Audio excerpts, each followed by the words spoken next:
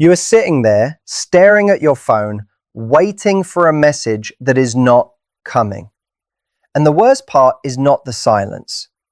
The worst part is that you already know why. You have been here before. That person you care about, the one who pulls you in and then disappears, the one who makes you feel everything and then acts like you feel nothing. They did it again. And right now, every single cell in your body wants to react. You want to text them. You want to call them. You want to show up and demand an explanation. You want to cry or scream or say something that makes them finally understand what they are doing to you. But here is what I need you to hear before you do any of that. Whatever you are about to do right now, if it comes from pain, it will make everything worse. Not a little worse, significantly worse. And by the end of this video, you are going to understand exactly why. And more importantly, you are going to know what to actually do instead. So stay with me because this changes everything. Before we go any further, if this is speaking to you right now, drop the word calm in the comments below. We are trying to reach 2,000 subscribers and we are not even close yet. So if this kind of content helps you, hit subscribe right now. It takes 1 second and it means everything to us. Now let us talk about what is actually happening here. When someone with an avoidant attachment style hurts you, your nervous system does not know the difference between emotional pain and physical danger. Your body treats rejection like a threat. Your heart rate goes up. Your thoughts start racing. You feel this urgent, desperate need to do something, anything, to make the discomfort stop. And the brain, trying to help you, says the fastest way to feel better is to reach out to the very person who caused the pain. Because your brain has learned that this person equals connection and connection equals safety. So it pushes you toward them even when going toward them is the worst possible thing you could do. This is not weakness. This is biology. But understanding it is the first step to not being controlled by it. Now, here is what makes avoidance so uniquely difficult to navigate. An avoidant person is not cruel. They are not sitting there plotting ways to hurt you. Most of the time, they are not even fully aware of what they are doing. They grew up learning that emotional closeness was unsafe. Maybe their needs were ignored. Maybe showing vulnerability led to pain or disappointment. So they built walls. And now those walls are so automatic, so deeply wired into who they are, that the moment real intimacy gets close, they pull back. Not because they do not care, but because caring feels terrifying to them.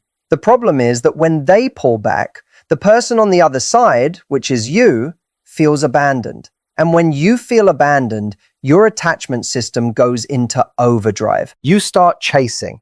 And the more you chase, the more they withdraw. And the more they withdraw, the more you chase.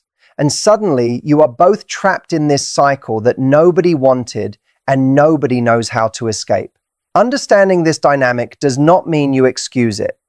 It does not mean you stay in something that is hurting you. But it does mean you stop making decisions from a place of reaction.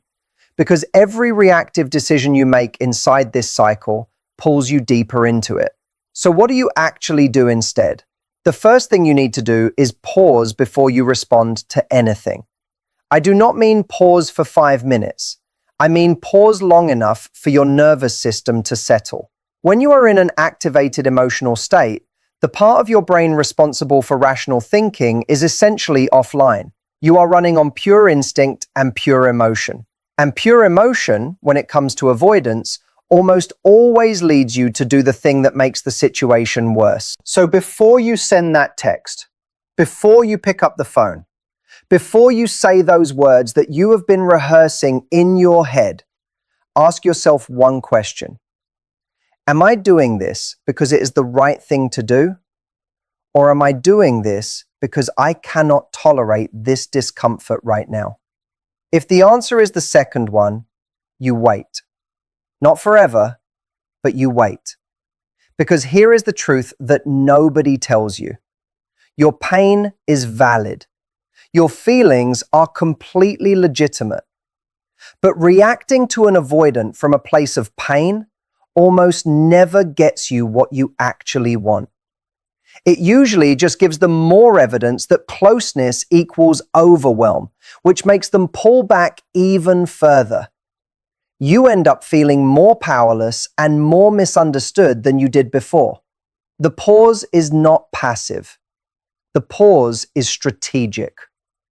The pause is you choosing not to hand all of your power to someone who has already taken more than their fair share of it. Now let us talk about something that is going to feel uncomfortable to hear. When an avoidant hurts you, the natural instinct is to focus entirely on them. What are they thinking? Why did they do this? What does their silence mean? Do they even care? Will they come back? And this obsessive focus on the other person makes complete sense because you are in pain and they seem to hold the key to stopping it. But this focus is costing you something huge.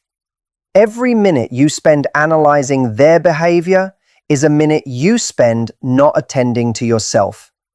And here is the brutal irony. The more you abandon yourself to focus on them, the less attractive and grounded you become in their eyes and in your own eyes. You lose the very thing that drew them to you in the first place, which was your sense of self. So the second thing you need to do is redirect your attention back to you. Not in a fake way, not in a pretend to not care way, genuinely, authentically. You ask yourself, okay, I am in pain right now. What do I actually need? Not what do I need from them? What do I need? Full stop. Maybe you need to talk to a friend who gets it. Maybe you need to move your body. Maybe you need to cry without trying to stop yourself. Maybe you need to sit in silence for an hour and just feel what you feel without reaching for your phone. Whatever it is, you give that to yourself first, before you try to get anything from them. And something remarkable happens when you do this consistently. You start to realize that your emotional well-being is not actually dependent on what this one person does or does not do.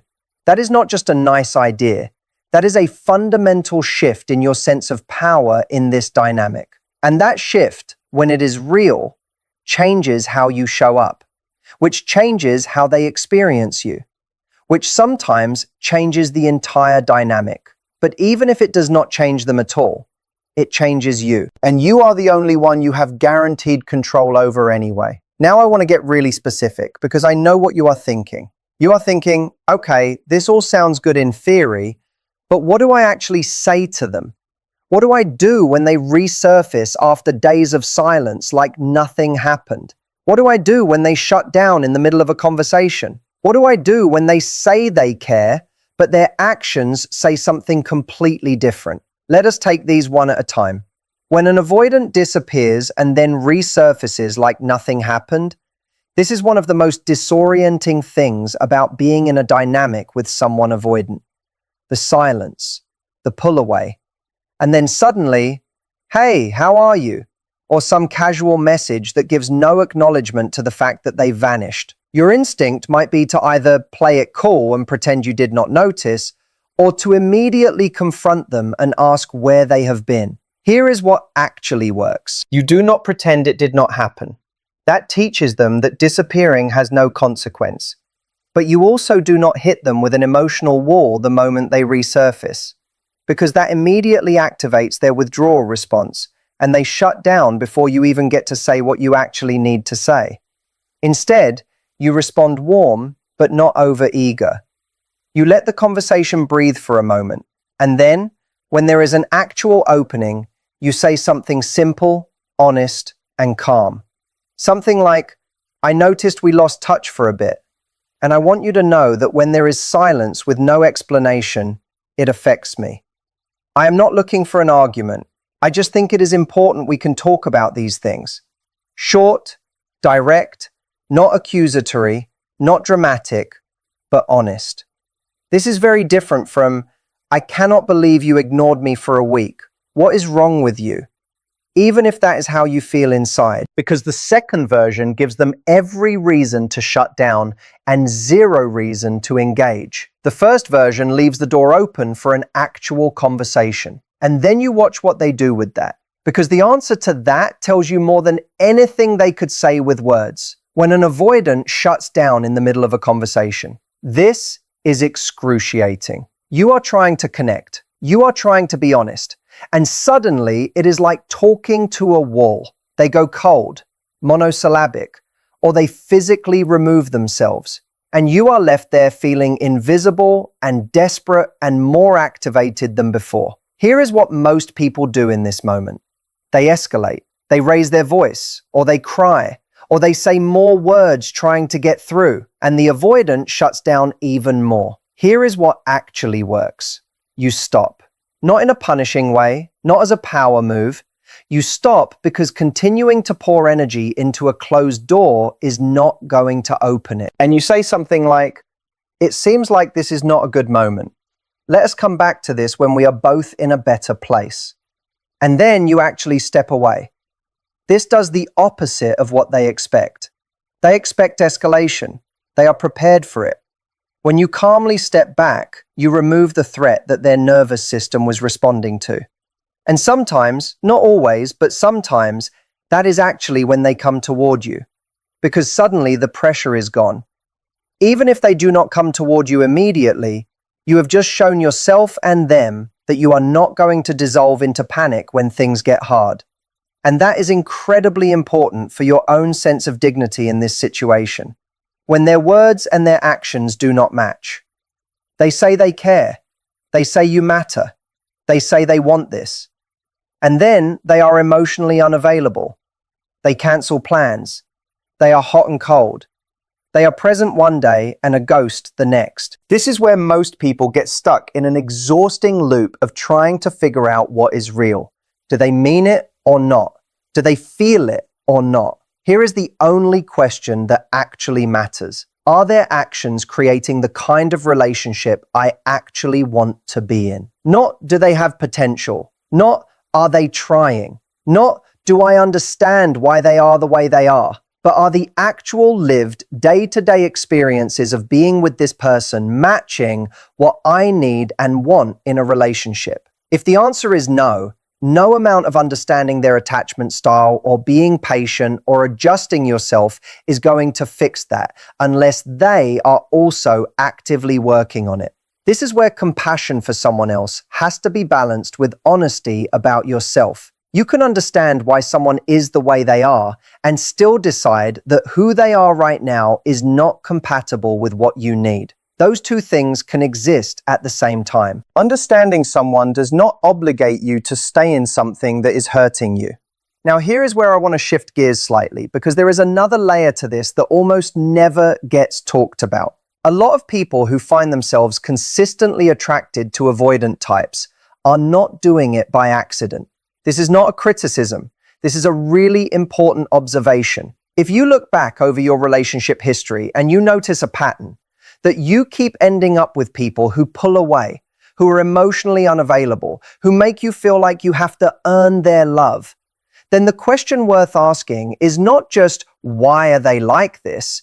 The question is, why does this feel so familiar to me? Why does this dynamic, painful as it is, feel like home? For a lot of people, the answer goes back to early experiences. If you grew up in an environment where love was inconsistent, where you had to work for attention, where connection felt uncertain, your nervous system learned to associate that uncertainty with the feeling of love. It learned that love means working for it. Love means not quite being sure.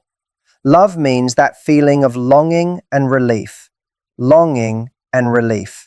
over and over. And so now, as an adult, the people who give you consistent, easy, steady love can feel almost boring, while the people who are hot and cold, who make you chase, who you can never quite fully reach, they feel electric.